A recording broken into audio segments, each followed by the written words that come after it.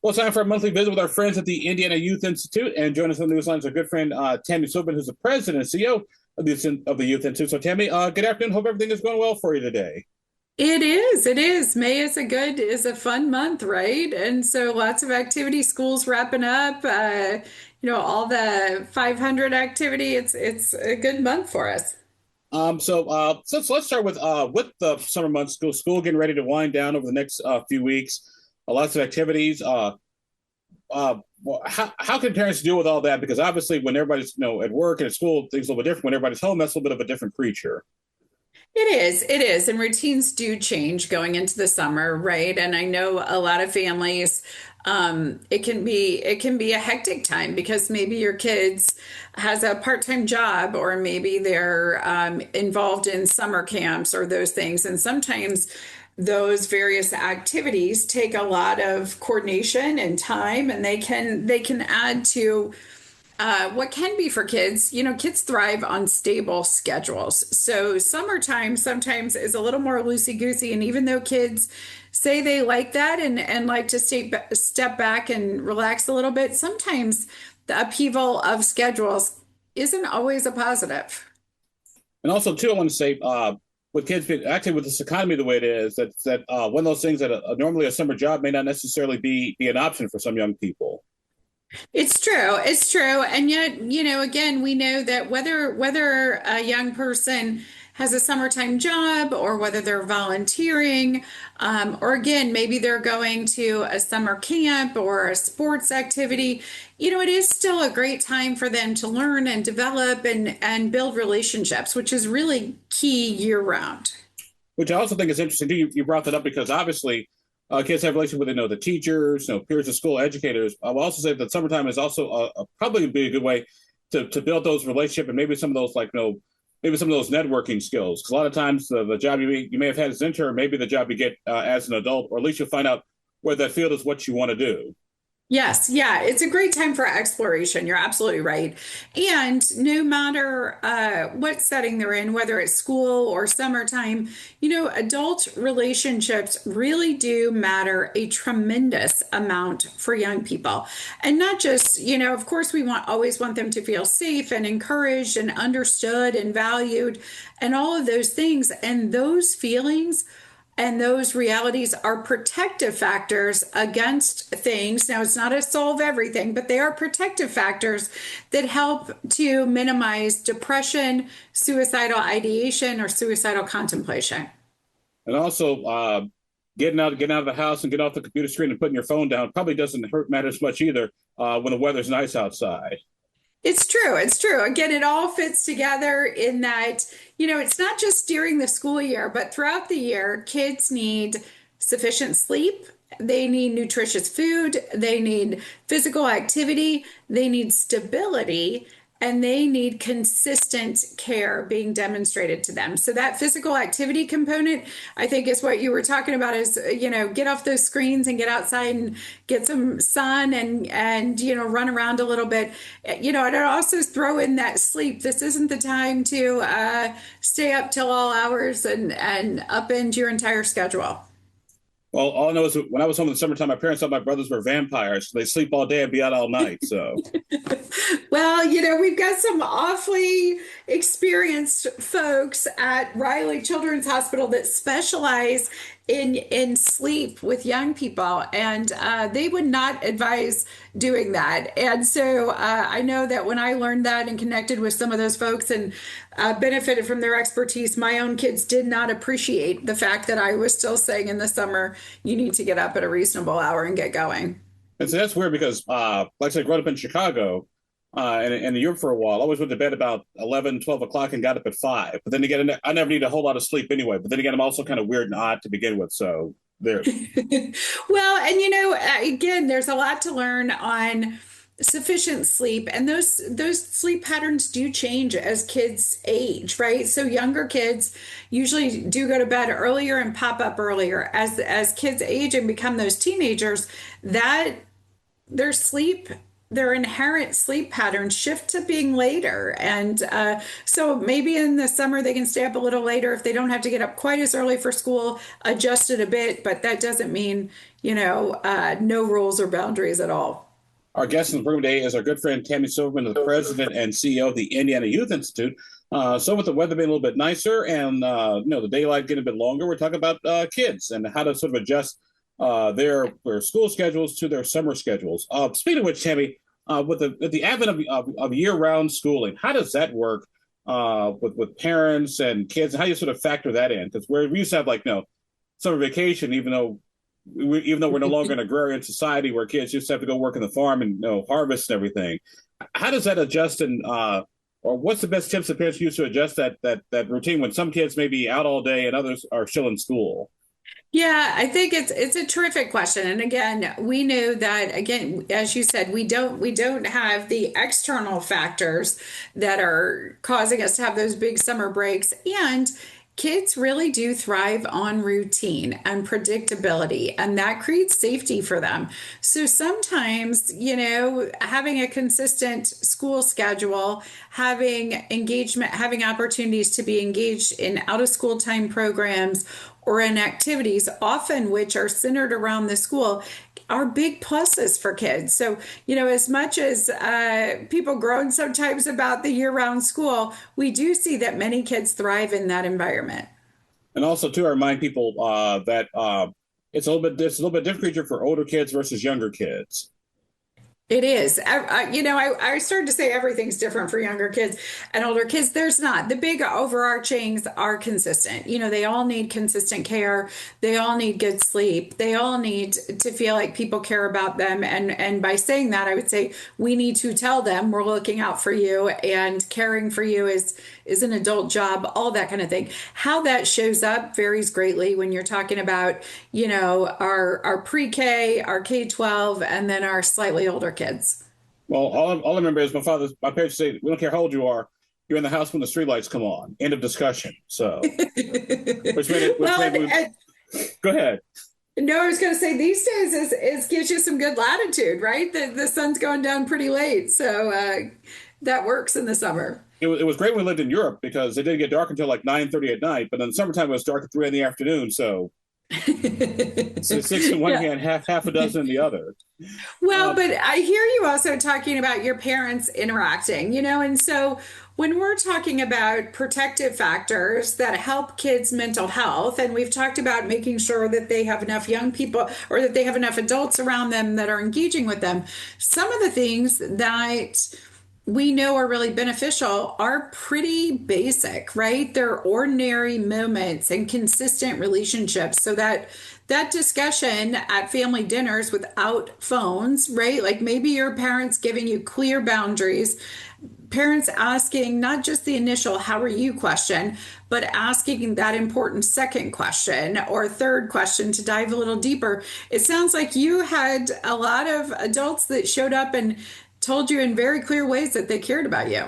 well, actually, I was the oldest male child, so I never really had a childhood. So my job was to make sure everybody got their homework done, clothes washed, dinner fed, the whole 9 yards, which is why my spare room where we're doing this interview looks like a giant comic book store. So, Well, they do. There is some good research that says the number one indicator of success, particularly in post-secondary, are kids that have done chores around the house. So again, I'm going to give a big shout out to your parents, Abdul. It sounds like they were prepping you well to do really well in school.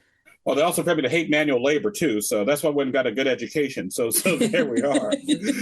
Our guest on the program today is our good friend Tammy Silverman, the president and CEO of the Indiana Youth Institute. So we're doing our little monthly check-in on kids. Tammy, you guys wrote a column recently about mental health and positive mental health for kids actually starts with belonging. Tell us about that.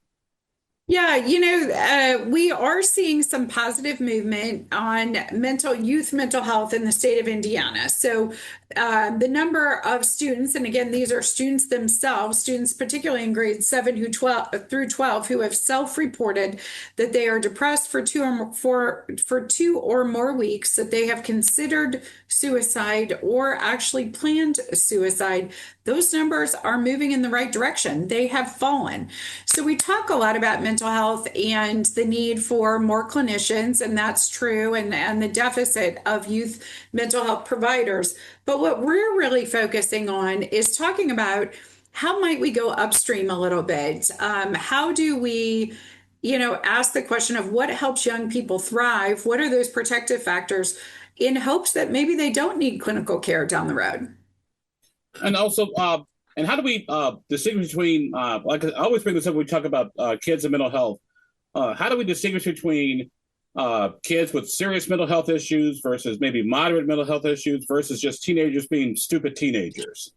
Yeah, and it's always a great question because when you talk about, maybe being withdrawn or not wanting to engage with your friends, a lot of families tell us, well, that could be my kid, every other week or whatever that might be. So, first of all, it's important to say kids need adults to show up no matter what. And that's not instead of clinicians and the adults that are showing up, whether it's a niece or a nephew, or if you're a coach, or if you're a youth group leader or a scout leader, you don't have to be a clinician to be one of those truly valuable adults in a young person's life. So, one, you are looking for patterns. Oftentimes, it's the people that see kids most frequently. So, teachers, coaches that can say something seems different about this kid, right? Like, this is the kid that is usually fill in the blank. This is the kid that's usually eager. This is the kid that helps other teammates. This is the kid that whatever, and they're not doing that.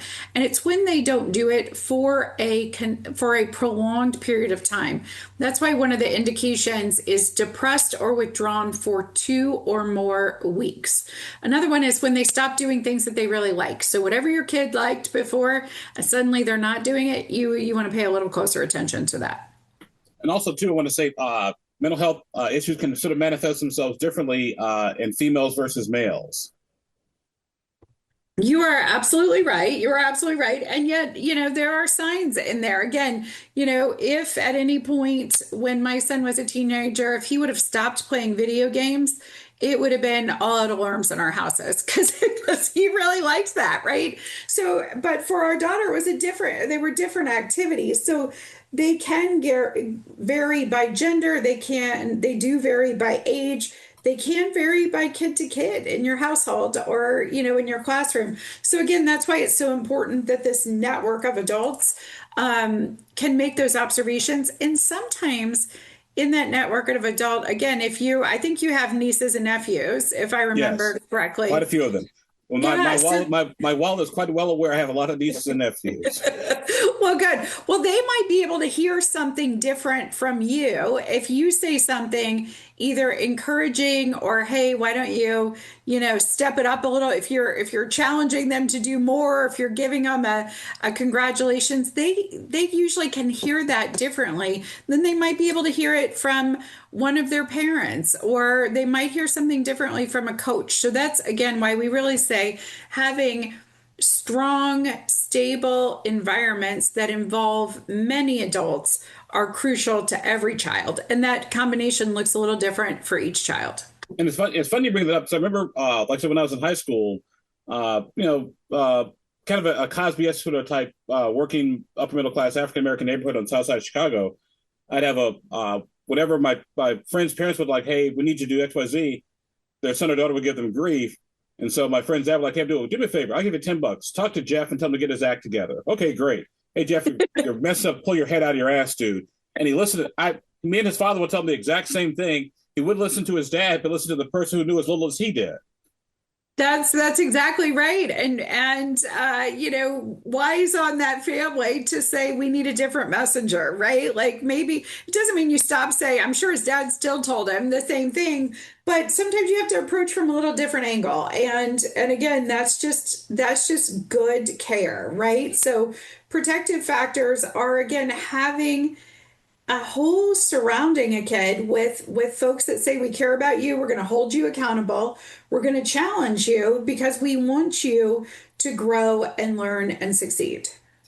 Tammy Silverman of the Indiana Youth Institute with us for a few more minutes on the program today. Tammy, what about parents who maybe didn't necessarily have that type of connection with their parents? The old joke is you tend to parent the way you were parented. And so if you had parents who were distant emotionally or, weren't big, attaboy, attagirl, kind of pat on the back, but there when they needed you, how do parents sort of translate that so they don't, I won't say necessarily make the same mistake because how do you sort of break that parenting like the way you were parented cycle? Yeah, yeah. And so, again, if that was your experience, and it is for many people, think about some of those other, again, hopefully maybe you had a coach who acted in that role for you and gave you some encouragement. Maybe you had a teacher who said, "Hey, I really think you could go places. What you really need to do is buckle down on your time management," or it doesn't have to just the motivation for kids. And we often ask people to think of who were those caring adults in their life. And that can come from a whole variety of places. It's not only family. We hope that for most people it involves a couple of family members, but if not, you can get that same support from a big brother, big sister mentor, or from if you're in a YMCA summer camp, or if you have a job and your employer maybe is one of those people who's really willing to walk alongside you to help you learn. All of those adult relationships count. And also, too, I think it was interesting in the news release you folks put out, that was sort of the impetus for our interview today. They said at the very end, youth mental health is not solely about responding when something goes wrong. It is also about building communities where young people know they matter long before they reach a crisis point. Absolutely. Absolutely. Again, I give a shout out to our very own former Surgeon General Jerome Adams, who has said in many environments, for youth mental health, we are not going to treat our way out of this crisis. We have got to get on the prevention side. We got to get on those preventive factors, what we've said in those protective factors to say we need to be there long before from the start. We need to, if you have a kid, not only engage with your kid, but know their friends' names. Remember a couple things about them. Tease your nieces and nephews. Make sure that they know they can come to you if they have an issue. If you have a coach, encourage them to lean in on your kid, right? Like sometimes coaches worry about parents thinking they're overstepping, but instead kids need caring adults surrounding them. It benefits all of them. All right. Well, our guest in the program today has been our good friend Tammy Silverman of the Indiana Youth Institute. Talk about kids, mental health, and also summer months and keeping kids safe and secure, and also letting kids be kids sometimes, because sometimes we as adults tend to forget that we're dealing with a 13-year-old, not a 33-year-old, even though there isn't sometimes much difference between a 13 and a 33-year-old. So, Tammy, my dear, as always, thank you very much for being with us. Always great to talk to you. Look forward to chatting with you again next month. My pleasure. Thanks for caring about our kids.